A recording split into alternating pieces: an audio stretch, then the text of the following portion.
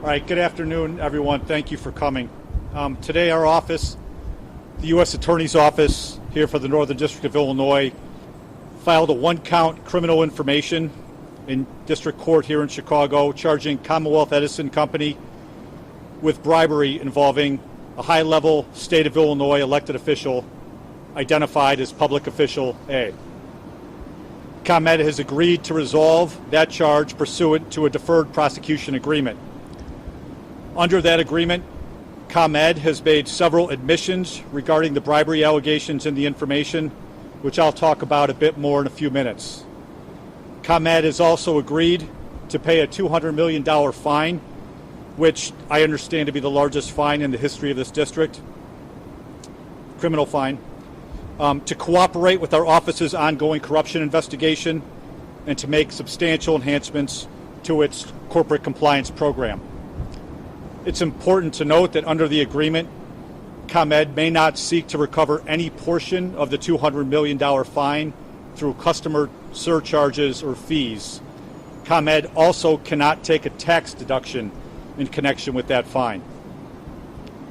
Under that agreement, the government has agreed to defer the prosecution on the bribery charge for 3 years and then seek to dismiss that charge if ComEd abides by the conditions and the obligations set forth in the agreement, which include continuing to cooperate with ongoing investigations of individuals and other entities related to the conduct described in the bribery charge, and continuing its efforts to enhance its compliance program and to provide annual reporting to the government regarding the implementation of its compliance measures. If ComEd fails to completely perform or fulfill each of its obligations under the agreement during this 3-year term, our office can then initiate a prosecution of the charged offense. This deferral of prosecution by statute is subject to court approval, and a court date has not yet been scheduled to take that issue up. ComEd's admissions regarding the charged conduct are contained in a statement of facts attached to the agreement, which I assume you have all seen. Succinctly stated, ComEd has acknowledged that in an effort to influence and reward Public Official A's efforts to assist ComEd with respect to legislation concerning ComEd and its business, ComEd arranged for various associates of Public Official A, including political allies and individuals who perform political work for Public Official A, like precinct captains in his ward, to obtain jobs, vendor subcontracts, and monetary payments associated with those jobs and subcontracts from ComEd, even in instances where these political allies and workers did little to no work that they were purportedly hired to perform for ComEd. ComEd admitted that its efforts to influence and reward Public Official A began in or around 2011 and continued through in or around 2019. During that time, the Illinois General Assembly considered bills and passed legislation that had a substantial impact on ComEd's operations and profitability, including legislation that affected the regulatory process used to determine the electricity rates ComEd charged its customers. Public Official A controlled what measures were called for a vote in the Illinois House of Representatives and also exerted substantial influence over fellow lawmakers concerning legislation affecting ComEd.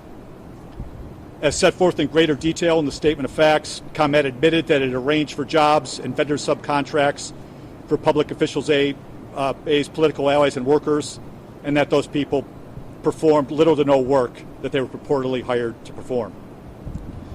ComEd also acknowledged that he made these payments to these political associates and workers in order to influence and reward Public Official A's efforts to assist ComEd with legislation.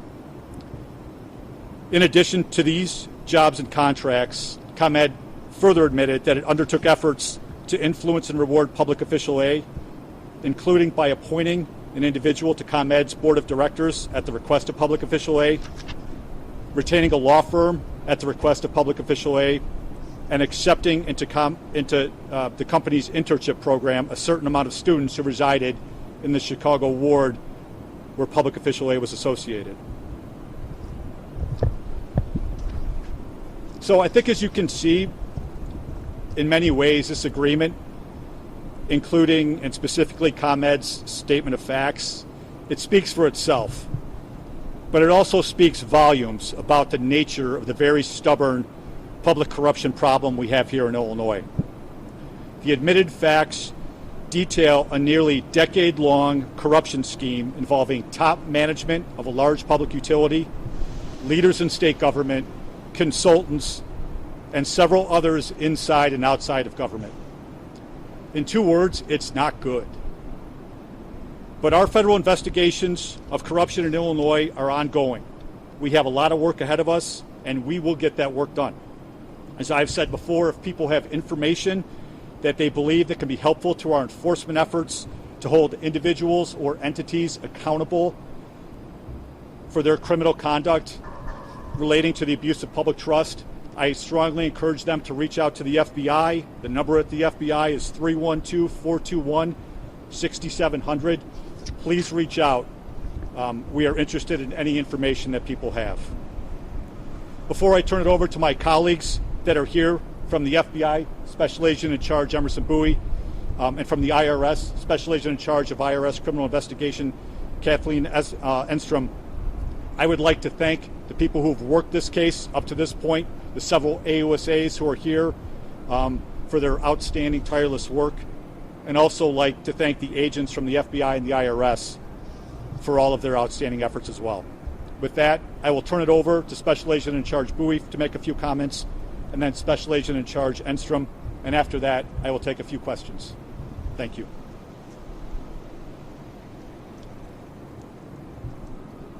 Thank you, Mr. Louch. Again, good afternoon. I'm Emerson Bowie, Special Agent in Charge, Federal Bureau of Investigation. I echo Mr. Louch's comments, and first and foremost, I would like to commend the FBI and IRS agents and Assistant United States Attorneys for their dedication and hard work on this investigation. Public corruption remains one of the FBI's highest criminal priorities today. Upon my arrival 9 months ago, I assured the citizens of Chicago that the FBI Chicago Division would not lose that focus. Today's events clearly demonstrate that we have not. These events also demonstrate how far the reach of corruption can go. If left unchecked, it doesn't just affect areas most people associate with corruption, but can infiltrate businesses and corporations and trickle down to the customers those corporations serve. Again, the FBI remains committed to pursue allegations of public corruption against individuals, groups, and organizations. And I thank you for your time.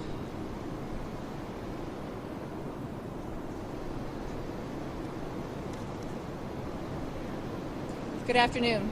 My name is Kathy Enstrom, and I'm proud to lead the employees of IRS Criminal Investigation Chicago Field Office as their special agent in charge.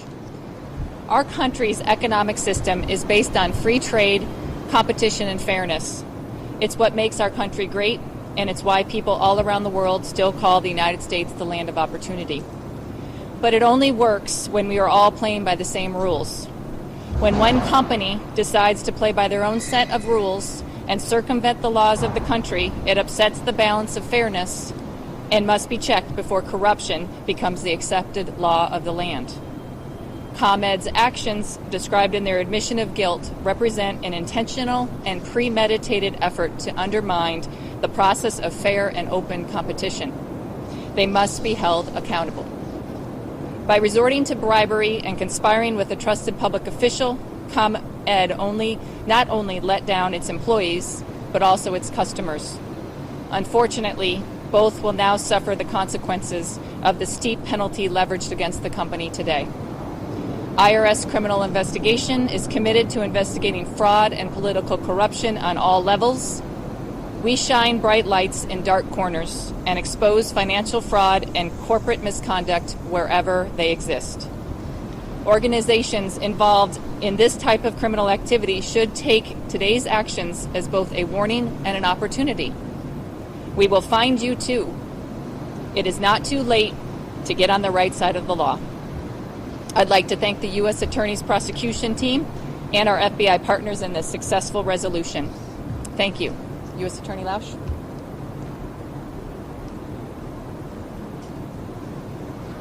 And with that, I'll take a couple of questions. As you know, I'll be confined to the four corners of the agreement and the statement of facts, but I'll do my best to answer your questions. Yes. Is public official A Mike Madigan? Why aren't you saying his name today? And if it is, whoever it is, who's not him, why is he not indicted? Our investigation's ongoing.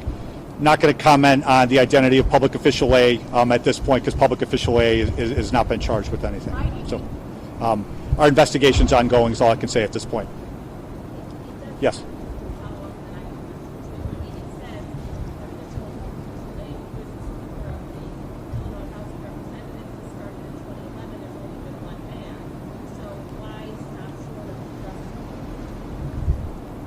Right. So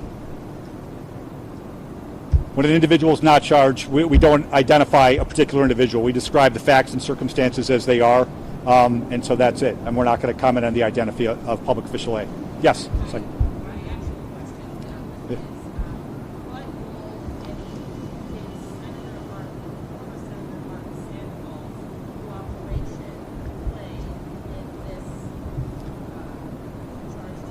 Okay, I appreciate the question, but I'm not able to answer that question based upon the four corners of what's here. Yes, sir.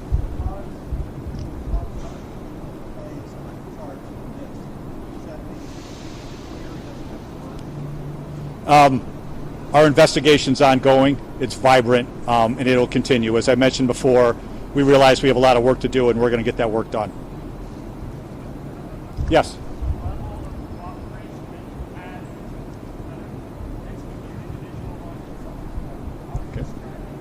Right. So I can't describe the cooperation of any individual or entity other than ComEd, and as set forth in the agreement, ComEd's cooperation has been substantial, and that's why we've reached the resolution that we've reached. But otherwise, I'm not able to comment on anyone else's cooperation, whether we have it or whether we don't. Yes.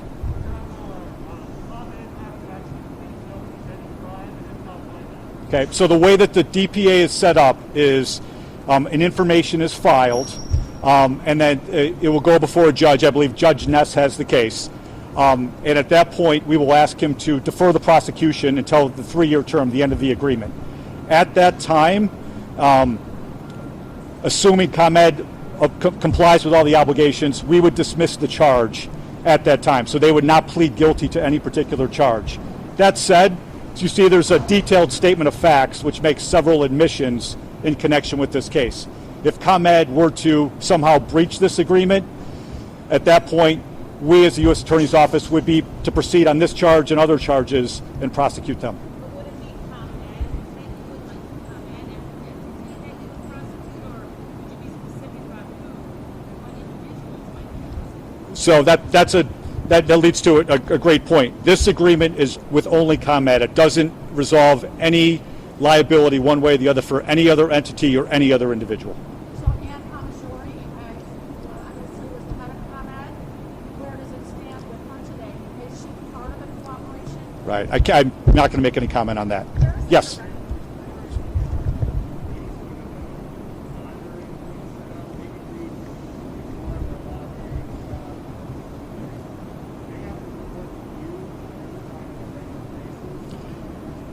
They do, and so as set forth in the agreement, they have already made substantial enhancements to their compliance program in the company.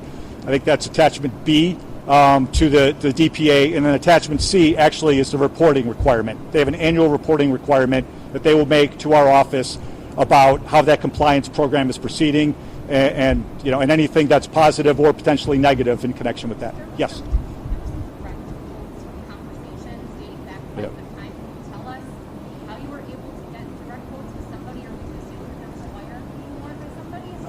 I'm not able to comment whether how particular quotes were gathered because it's outside the four corners of the indictment, but there are direct quotes that are in the statement of facts. You are correct. Yes.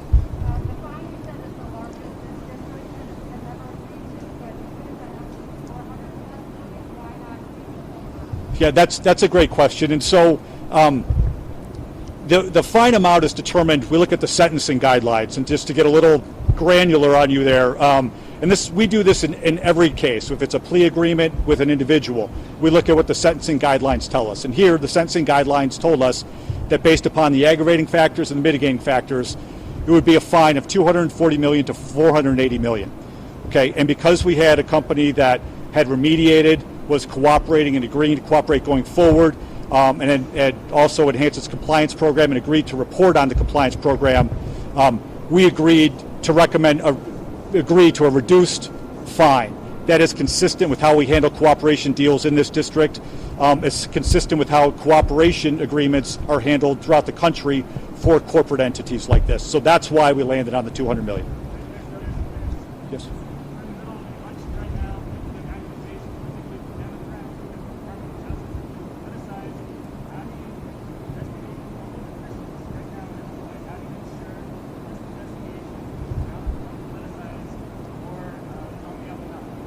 Yeah, I mean, the reason is because that's our job. Our office and the FBI and the IRS, we work here. We do our job without fear or favor, without any political influence whatsoever, and we follow the facts where they lead. And so, I haven't seen any criticism of that, and it's completely meritless if anyone were to try and offer that. Yes.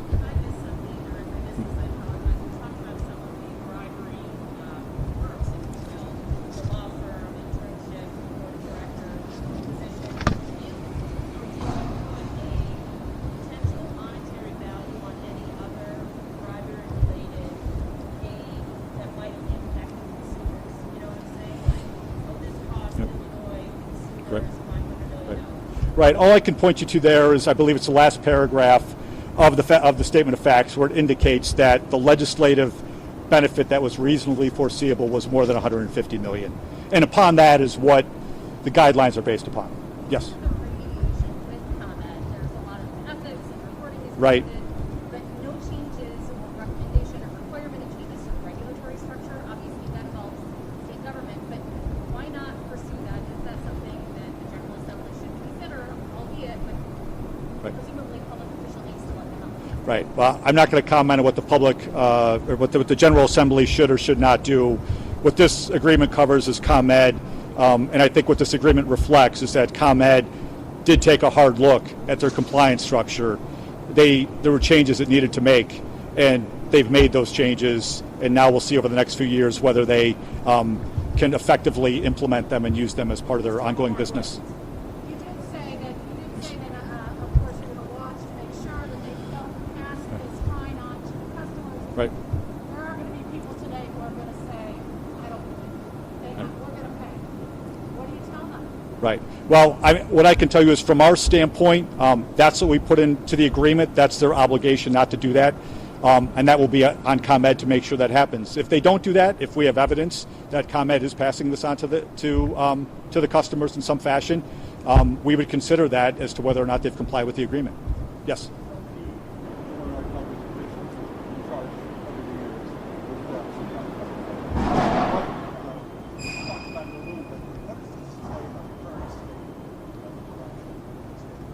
Right. So the question is, and I'm sorry for not repeating the questions throughout, but the question was, what does it say about the current state of corruption in Illinois? And look, it's not the first time that I've talked about corruption.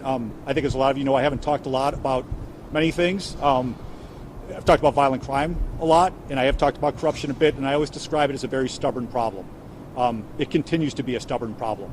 But I feel very confident with the people that are working here at the U.S. Attorney's Office and the FBI and the IRS that we're going to do whatever we can to try and whack away at that stubborn problem, to root out our public corruption problems. And I think this is help, and it's a right step in the right direction. Yes.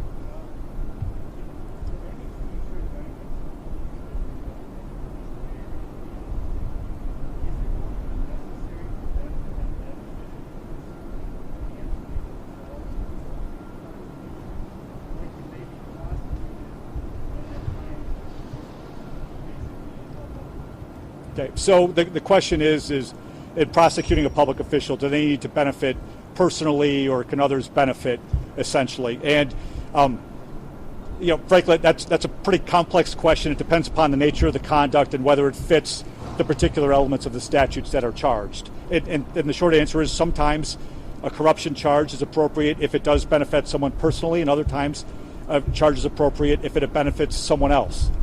So I can't really answer it any more clearly than that. Yes, ma'am. Given all public individual today have been elected to your station step down. I don't have any comment on that. Thank you.